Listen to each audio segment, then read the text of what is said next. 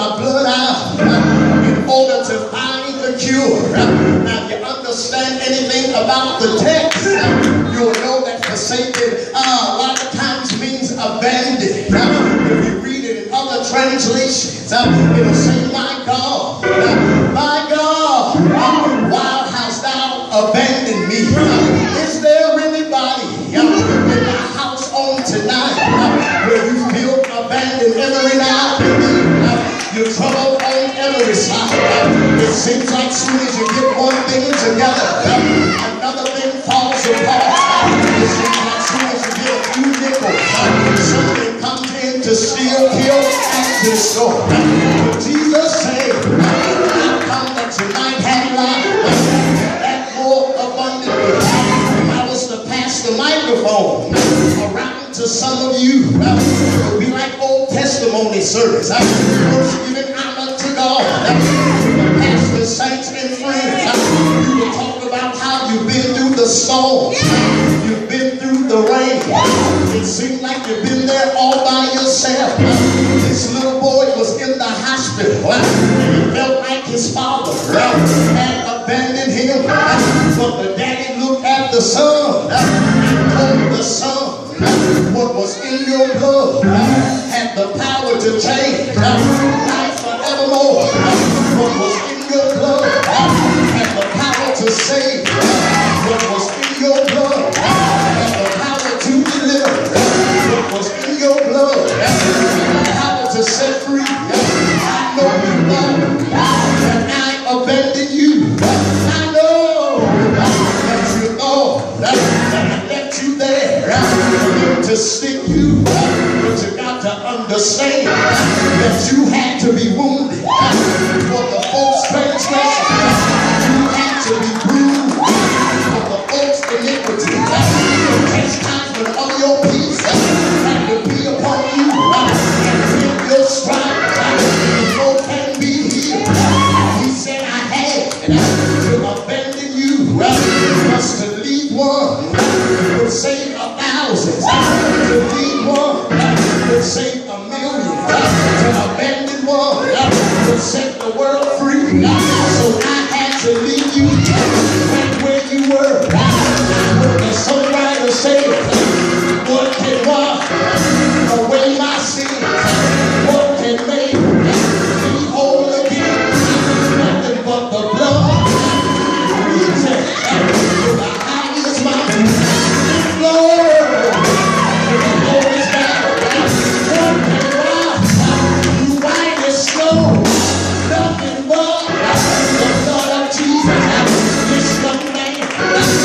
Understood that his father not forsaking him, but in order to save mankind, he had to give his blood. How do you appreciate the blood of the Lord?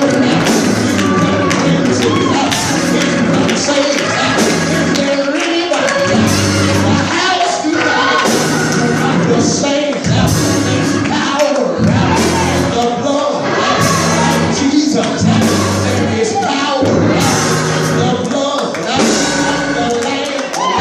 There is power in the working power to save, power to set free, power to deliver. Say yes, say yes, those hands, say yes.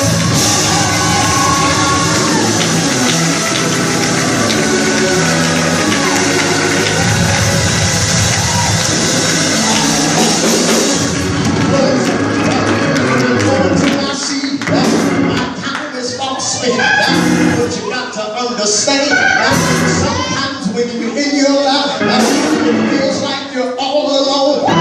It feels like your back is up against the wall. I heard the word of the Lord say, I will never leave you, neither will I forsake you. I heard Isaiah, the 46th chapter, when Zion began to cry.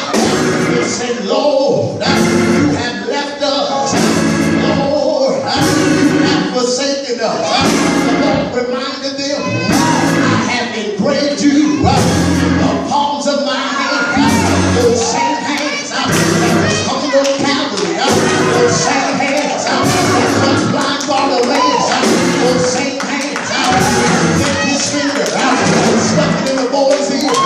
Those same hands took the little boys, had their meal, and hit the multitude. Those same hands started the funeral procession over there.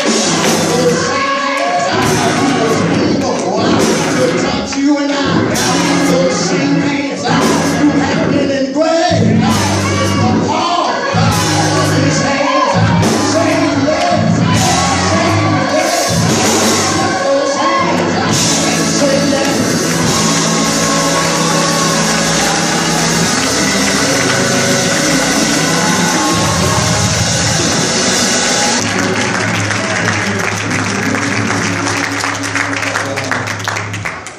Chapter 19, verse number 30. Come on with it now. They done set me up. The world was full of killers up here. Let me say my little speech and sit on down. John chapter 19, verse 30. It says, when Jesus therefore had received the vinegar, he said, it is finished. And he bowed his head and gave up the ghost. I want you to look at your neighbor and say, neighbor, it is finished. The Greek word here, it is finished, comes from an accounting term which means paid in full. In other words, when he said that it is finished, Christ now says, I come to pay the debt that you owe my Father. He didn't come and make a payment on it. He didn't set up payment arrangements. He didn't call the collector and say, can we make a deal? But he paid it in full. When you read the text is written in a perfect tense, which indicates that the progress of an action has been completed and the result of that action is ongoing with full effect. Now, while the text was written in the perfect tense, it was declared in a passive voice, which indicate that the subject of the sentence is being acted upon, and the indicative mode indicates a statement or a fact that actually occurred. So you now have to look at it from the writer's perspective. The writer says, if I'm going to pull the word finish, the word finish in the Greek means four things. It means to perform, it means to execute, it means to complete, and it means to fulfill. I'm going to say it again. It means to perform. It means to execute. It means to complete. And then it means to fulfill. What is he performing? What is he executing? What is he fulfilling? What is he completing? He's completing an order or a command that was set before him. Now, in order to understand the execution or the completion, you got to go back and figure out what it was talking about. Because he says, it is finished. So if he completed something, if he not only completed it, but executed it, if he fulfilled it and he performed it, what does it apply to? Well, my brothers have came and told you that it applies to the Mosaic covenant with its priesthood, temples, and sacrifices. It applies to the curse of the law. It applies to the sin of our past, our present, and our future. It applies to the fulfillment of prophecy. It applies to the hold that the devil had on his people. But my favorite one is it applies to the redemption and salvation. See, salvation is the basis of the finished work of Christ. In other words, when Christ said, it is finished, what he did was made you eligible for benefits. Oh, y'all not saying nothing in here with me. See, some of us get excited to come in the house and ask him to come into our hearts and to save us. But when Christ said it's finished, he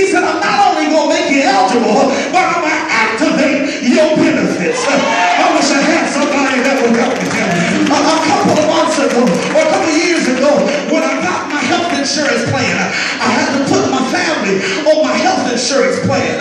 And they told me after you work so long, you become eligible for insurance. And so when I came eligible for insurance, they made me put a premium down. They said before your benefits are activated, you have to pay the premium. Well, Christ sent me in here tonight to tell you on the cross, when he said it was finished, he paid your premium. Oh, y'all don't hear me in here. You got insurance and your benefits have been activated. Can I tell you about your benefits? The Bible says that one of our benefits is power. The other benefit is his presence. And the other benefit is his plan. When I have the power of God, it changed my life. When I'm in the presence of God, it enhances my life. When I'm operating in the plan of God, it advances my life. In other words, because my benefits are activated, he said it is finished. Because I'm saved, my healing is activated. My deliverance is activated. Whatever I need is finished. It's been paid for. I don't got to wait until I get to heaven. My benefits are active now. Push your neighbor and say, neighbor, I'm covered. Say, neighbor, I'm covered. I have a pre-existing condition, but I'm still covered. I'm able to keep my doctor. I'm covered. Say it.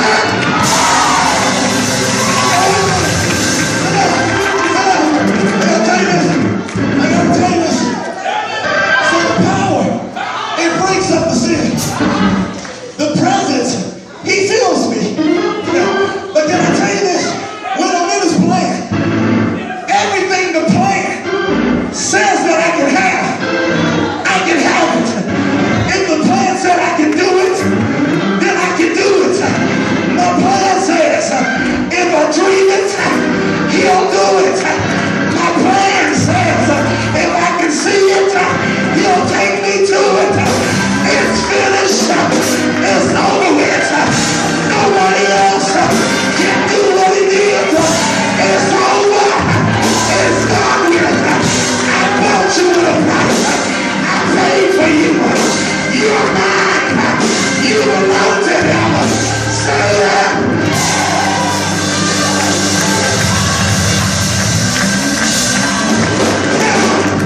I'm taking my seat, but the mothers of the church will say, I thank God for the benefits on earth. But one of these mornings, it won't be very long. You don't look at me, and I'll be going home. I'm going to a place where I'll sing and shout. There'll be nobody there to throw me out. Say that.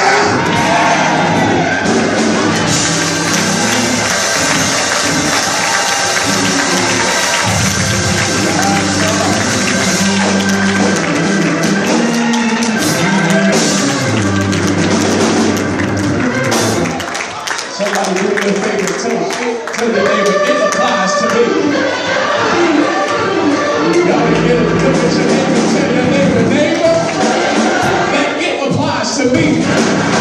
Come on, let's give God a hand of praise for Pastor Gooden one more time.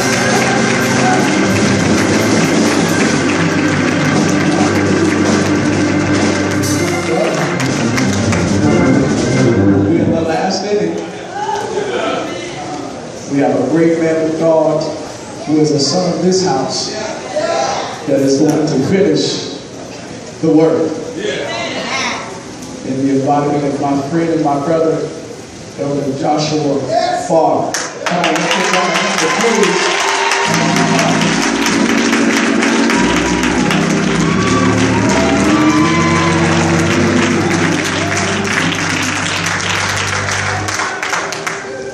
Catch my breath first. I got benefits, I'm too big. Amen.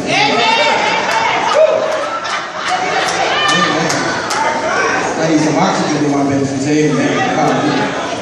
Amen. Luke 23:46. Jesus called out with a loud voice, Father, into your hands I commit my spirit. When he had said this, he breathed his last. I've had the opportunity in my course of ministry to officiate several funerals. And the last act of performing funerals is the committal of the body. It's where we commit the body to its final resting place. Where we commit the body to where it will be for eternity. Here we have Jesus giving his own committal. All right. He's not waiting for Paul. He's not waiting for John. He's on the cross and he's going to do this himself.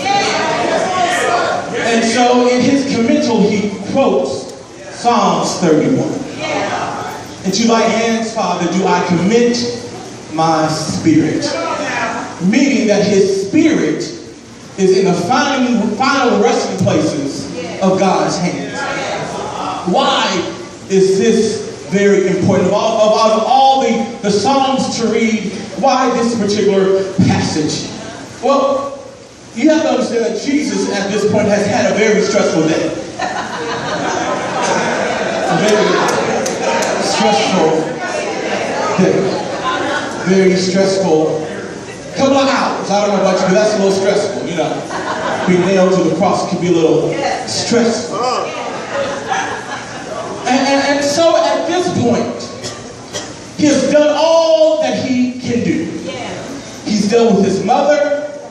He's dealt with the people and forgiving their sins. He's dealt with the man on the cross. He's dealt with fulfilling prophecy. He's dealt with being abandoned. But when he reads this, or when he says his Father, into your hands, he says, this one is for me.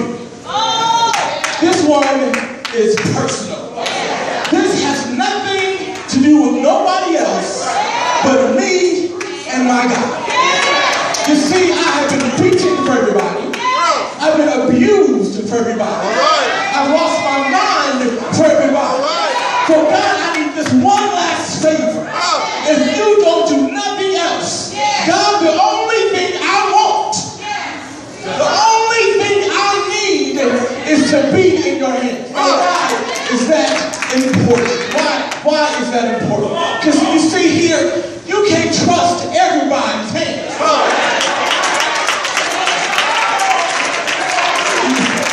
You can't trust everybody's hands. His mother was right there, but he didn't trust her hands. The disciples were there, but he didn't trust their hands. So you can't trust everybody's hands. So Lord, I'm going to go right into your hands because I trust you. And beloved, I want you to know that you still can't trust everybody's hands. You can't trust everybody's hands. Just because he can preach really good don't mean that he should be your pastor. You can't trust everybody's hands. And he says, not only am I going to go into your hands, but I'm going to give you the only thing that I have left. The only thing that I have left. I've given my body. My body is beat down. My body is broken. My mind is going confused. I'm going crazy even in my own intellect because of the suffering that I've been through. My emotions are all over the place right now. So I can even give you my emotions. So the only thing I have left to give you is my spirit. The only thing that's left on the inside of me is my spirit. The thing that I love about Jesus, he did this after the work was done. He could have said, I want to go to Club Med, but he didn't. He said, I could have wanted to go to a life class, but he didn't. I could have wanted to go to ask someone to fix my life, but he didn't. I could have went to someone's conference, but no, he didn't. And pastors, what I don't understand is that after the work is done, we got to go someplace, and the only place that we need to go to is in his hands.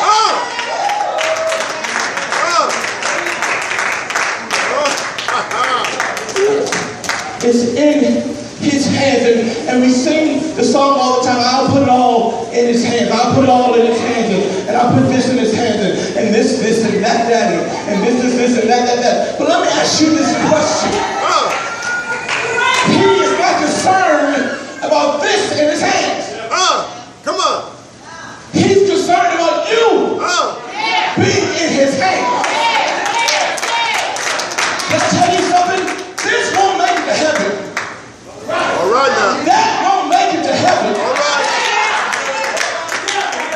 Your spirit will make it to heaven. He says, Father, into your hands do I commit my spirit. And can I make this personal? Can I make this personal? Yes, sir. His father was the only one who could do it. Let me tell you something. Every morning before I go to work, even about early in the morning, my son asked me every morning, Daddy, can you pick me up and carry me downstairs? All right. My son, come here. Come here. He's half my size. Yes, sir. He's half my size. But there's something about being in your daddy's arms. All right now. I don't care how big you get. That's right. Or how grown you think you are. That's right. But there's something about the safety that is in your daddy's arms. Here we have the King of Kings and the Lord of Lords. But he wasn't too big to say, Daddy, I just want to be in your arms. I just want you to hold me. Because no one else can do it for me right now. No one else can love me like you can love me. I know I'm Jesus the Christ. But Lord, right now, I need you to hold me and to father me. I need you to hold me and to father me. Because I know that in your arms is safety, is rest. I know that in your arms I can prepare for our next assignment. And the church, let me tell you something, we'll never be prepared for our next assignment because we're too busy running to other people's arms. We're too busy trying to find safety someplace else. And let me tell you something, you will never find safety in being a celebrity. You never find safety in the crowd. You only find safety in his arms. As I take my seat, I want you to know something tonight. It's not too late to go back to his arms.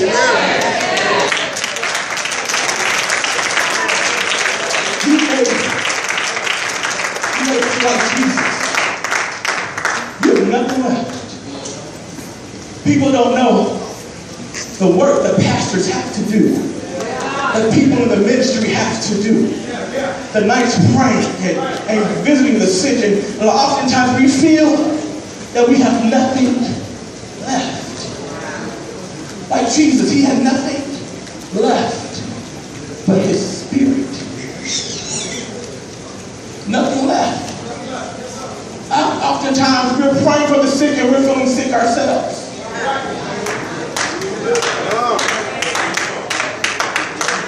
We're giving words and reading words ourselves. We're giving all that we can. And so when we have nothing left, it's time for us, come on, as clergymen, we have the column, but at the end of the day, we all men.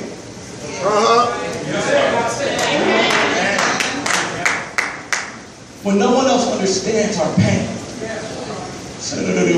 our struggle, the sacrifice, the torment, they talk about it, our reputation as brothers, we can't be too proud. Come on now. To run back to our dad. Yes, sir.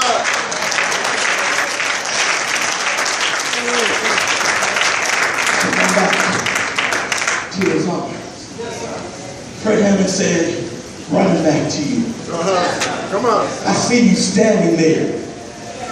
Your arms are open wide. His arms are open wide. Thank you, Holy Ghost. Judge, come on. Because right now, I really feel right now that someone made me feel like it's too late. But guess what? It's not too late. It's not too late. It's not too late. As we end these 7 words, if you know that your spirit needs to run back to him, that you know that you've not done all that you can do, or that you've been feeling abandoned or left alone or by yourself. This is the time. This is the hour. This is the hour where you can't be afraid or ashamed to let your Father love you and for him to wrap you in his arms. This is, can we all stand on our feet? Can we all stand on our feet and just begin to pray? And if you need God's Spirit, I don't care if you are saved, you could be in ministry, but guess what? We still need help too. If you know you need God's Spirit, make your way to this aisle. Come on, if you need us to intercede and pray with you, just make your way to this aisle. Pastors, I'm going to ask that you come up here, because your members can be out there and they want you to pray for them. Come on, if you need prayer, if you need to be restored, this is the time to come down. Don't let this season pass you by, because this season is all about salvation. This season is all about redemption. This season is all about the blood. If you need to be restored, this is your time to come down. Come down. Don't wait till Sunday. You may not make it Sunday. Don't wait till the next service. You may not